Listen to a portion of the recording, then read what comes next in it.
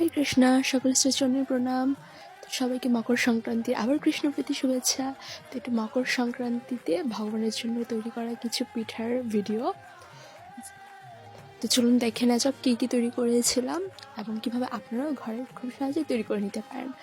তো আমরা প্রথমেই আছে যে ভাপা পিঠা। তো ভাপা পিঠা তৈরি করার জন্য আপনাকে কী করতে হবে, চালের যে গুঁড়িটা এটা ভালো করে একটা পাতিলে বা কড়াইয়ে ভালো করে একটু ভেজে নেবেন। ভেজে নেওয়ার পর হালকা একটু গরম জল একটু অল্প দিবেন, তারপর একটু লবণ দিবেন, দিয়ে ভালো করে গুঁড়িটা মেখে নেবেন। নেওয়ার পর এরকম ছোটো ছোটো ধরুন আমরা পায়েস দেওয়ার জন্য যেই ছোটো ছোটো প্লেট বা ইউজ করি, তো সেটাতে কী করবেন, প্রথমে চালের গুঁড়ি দিয়ে নেবেন, তারপর উপরে আপনি গুড় দিবেন, গুড়ের উপরে যে নারকেল দিবেন, তারপর আবার চালের গুঁড়ি দিয়ে ভালো করে যে স্টাফ করে নেবেন। নেওয়ার পরে আপনার একটা পাতিলে জল দিয়ে ওটাকে স্টিম করতে দিবেন।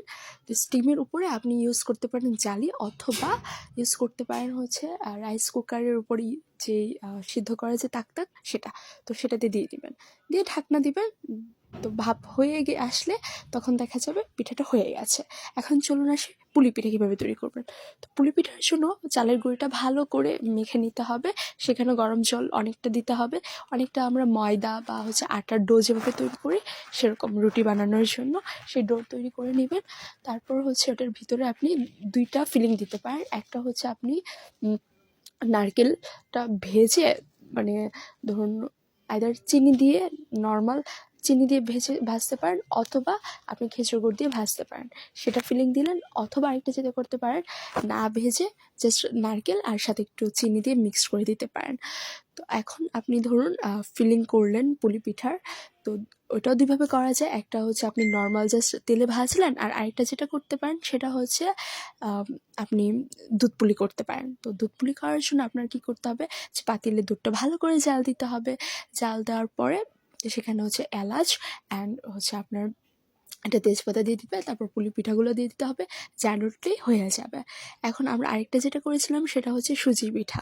তো সুজি পিঠা কীভাবে করবেন, তো সুজি দেন যে চালের গুঁড়া, ময়দা, আটা ভালো করে মিক্স করে নেবেন, সাথে খেজুর গুড় অ্যান্ড একটু জল দিয়ে মিক্স করে নেবেন, তারপর ভেজে নেবেন, হয়ে যাবে।